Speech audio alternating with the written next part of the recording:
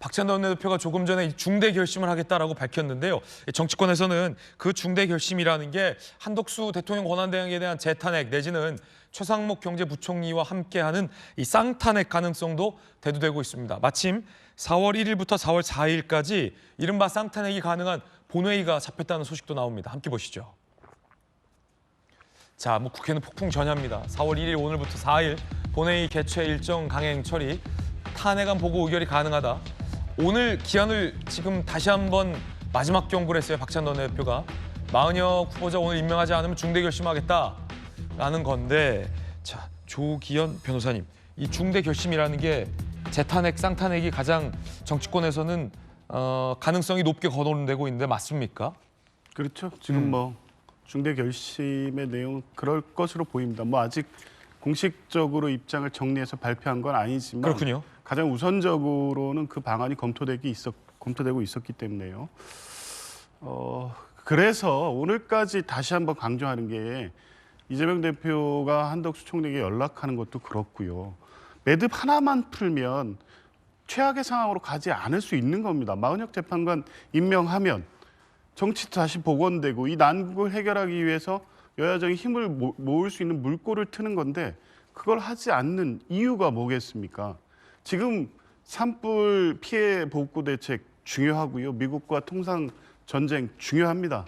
잘해야 되고요. 우선적으로 잘해야 되는데 그거에 앞서 지금 이 비상기업 내란 사태를 어떻게 종식할지, 국가적 혼란과 국민적 이 고통, 여기에서 초래된 문제를 어떻게 해결할지 가장 시급한 거 아닙니까?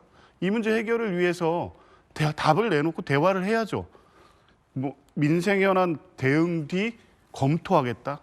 야당 대표를 조롱하는 거잖아요.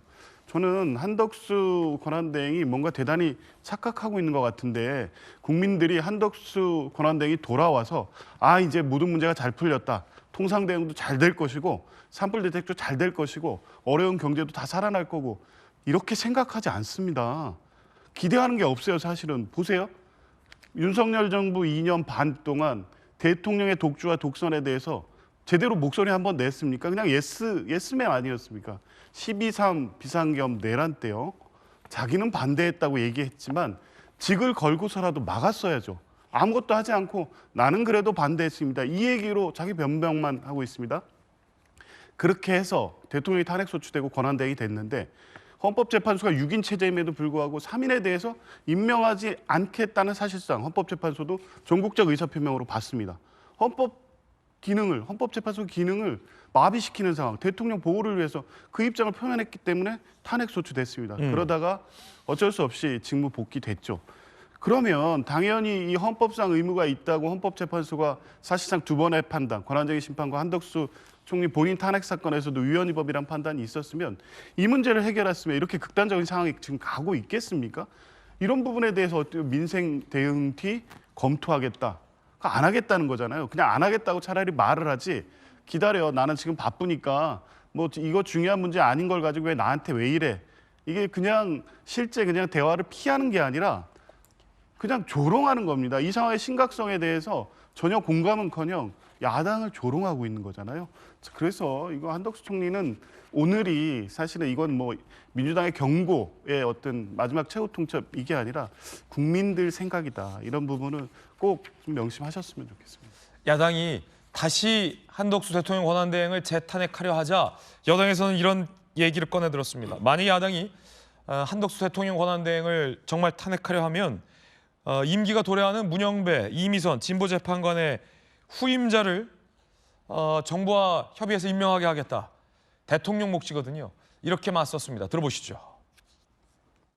일부 언론에서 야당이 한덕수 총리 2차 탄핵 발의할 경우에 여당은 문영배, 이미선 재판관 후임자 지명할 거라는 보도가 나왔는데요. 만에 하나 민주당이 정치적인 이유로 또다시 탄핵에 돌입한다 그런다면은 어떻게 대처할 것인가에 대해서는 정부와 여당이 협의해서 결론을 내리도록 하겠습니다. 야권에서 권한대행이 현재 후보자 지명하지 못하게 하는 법안 추진하는데 이건 그거는 그야말로 대통령의 헌법기관 구성권을 침해하는 거죠. 명백한 위헌적인 법률입니다. 민주당이 자신들이 원하는 대로 헌법기관을 구성하려고 하는 책동이고 이거는 헌법 유린이라고 생각합니다. 조금만 설명을 드리면 문영배, 이미선 두 명의 진보성의 재판관들은 이전에 임명이 됐기 때문에 4월 18일에 임기가 만료됩니다. 그런 법상 이 두 명의 재판관 후임자는 대통령에게 임명 권한이 있습니다. 대통령목 2명이기 때문입니다. 야당이 한덕수 대통령 권한대행에 대해서 탄핵을 하려 한다면 여당이 이 대통령목 2명을 한덕수 권한대행으로 하여금 임명하게 하겠다. 그게 원칙 아니냐라고 나선 겁니다. 그러자 야당 입장에서는 그렇게 되면 헌재 재판관에 이 진보 성향 2명이 빠지고 이른바 보수 성향의 재판관 2명이 추가되는 상황이 됩니다. 그러자 권한 대행은 헌재 재판관을 임명하지 못하게 하는 법안을 강행하겠다라고 맞섰습니다. 함께 보시죠. 이른바 대행 임명 불가법이 되겠군요. 헌재법 개정안. 후임자가 임명되지 않으면 기존 재판관이 후임자 임명식까지 재직한다. 대통령 권한대행은 대통령목 재판관은 임명 불가하다. 어제 야당 주도로 소위는 통과가 됐습니다. 권영진 의원님, 여당 내에서는 이 내로남불이다라는 지적이 좀 나오는데 마은혁 후보자에 대해서 권한대행보로 그렇게 임명하라고 하다가 막상 대통령 몫에 대해서 권한대행이 임명한다라는 얘기를 꺼내자 이제는 대행이 왜 임명하냐라며 또 임명하지 말라라는 법을 만드는 게 좀 모순적이다 이런 지적이 지금 여당 내에서 나오고 있는데 어떻게 보십니까?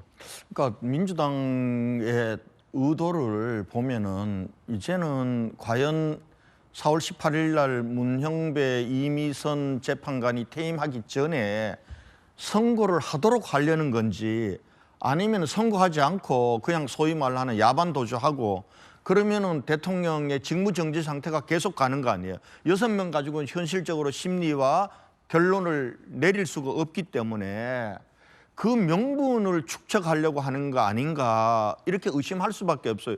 왜냐하면은 지금 와서 이미 이미선 문형배가 4월 18일 퇴임하기 전에 선고를 하면 되는 것이지 그 이유를 대비해서 권한대행이 혹시나 좀 보수적인 민주당에 불리한 선고를 할 재판관을 임명하는 걸 막기 위한 법안까지 선발의를 하고 있단 말이에요. 이 자체가 물론 위헌입니다. 위헌이긴 하지만은 그러면 민주당의 의도가 뭐냐 이거예요. 민주당이 바라는 거는 빨리 이게 헌법재판소에서 대통령의 탄핵 선고를 내려서 이 국가적인 혼란을 빨리 정상화하고 바로 잡는 것이 그것이 목적인지 아니면은 이 상태를 계속 가더라도 대통령이 복귀하는 것만은 막아야 되는 것이 민주당의 진인지 저는 저 법을 통해서 민주당의 진위가 좀 읽혀진다고 보는 겁니다. 아, 민주당이 지금 현 8인 체제 하에서 얼마든지 선거를 할 수 있단 말이에요. 8인 체제 하에서 선거를 못한다고 하면은 뭐 또 다른 얘기를 할 수가 있어요. 그러나 8인 체제 하에서 박근혜 전 대통령도 선거를 했고 지금도 얼마든지 한덕수 국무총리도 8인이 다 자유로운 독립기관으로서 선거를 했잖아요. 그런데도 불구하고 지금 이 법까지 내는 거는 민주당이 결과적으로는 지금 내부의 분위기상 지금 선고하게 되면 자기들이 원하는 대통령의 파면이라는 인용 결과를 못 받아내니까 그러면은 문형배, 이미선이 물러나고 난 이후에 임기가 나고 이후에 어떻게 할 건가? 라는 걸 가지고 한 갈래는 권한대행이 임명을 못하도록 하는 갈래가 있고 두 번째 갈래는 그 임기를 연장시켜주는 헌법재판소 법을 개정하는 이런 식으로 지금 나가고 있는 거다라고 보면은 이 부분들은 명백히 위헌이죠. 위헌임에도 불구하고 이 실현이 안 될 걸 민주당도 알 거예요. 그럼에도 불구하고 왜 이렇게 할까? 결과적으로는 명분 쌓기다 아닌가. 결국 문형배, 이미선 임기 내에 선거 못하는 책임인 결국 마은혁을 임명하지 못한 권한대행과 국민의힘 여권의 책임이다라는 걸로 돌리려고 하는 사전 작업, 빌드업 작업을 소위 하는 거 아닌가라는 의심을 감출 수가 없는 겁니다. 예, 복경 의원님. 아까도 제가 전제를 말씀드렸잖아요. 마은혁 재판관을 임명하고 있지 않는 지금의 상태가 정상인가? 정상 아닌 거죠. 이것이 풀어지면 여러 가지 문제가 다 정상적으로 풀릴 수가 있어요. 그런데 헌법을 지키지 말아라라는 주장을 국민의힘이 현재 하고 있기 때문에 지금 모든 것이 다 꼬여가고 있는 겁니다. 만약에 마은혁 재판관을 임명해라라는 입장을 국민의힘에서 갖게 된다면 한덕수 대행도 부담 없이 임명을 하고 그러면 진작에 헌법재판소에서 인용이든 혹은 기각이든 어떤 결과든 냈을 거예요. 그런데 이런 것들이 제대로 되지 않고 그리고 이미선 문영배 재판관의 임기는 이제 거의 도래되고 있고 진짜 얼마 안 남았어요. 그렇기 때문에 이런 것들에 대한 걱정들을 하고 있는 거 아니겠습니까? 그래서 우선은 현재 원상복귀 가능한 정상화 가능한 것부터 먼저 정상화시키자라는 말씀이고 자, 오늘 국무회의가 있습니다.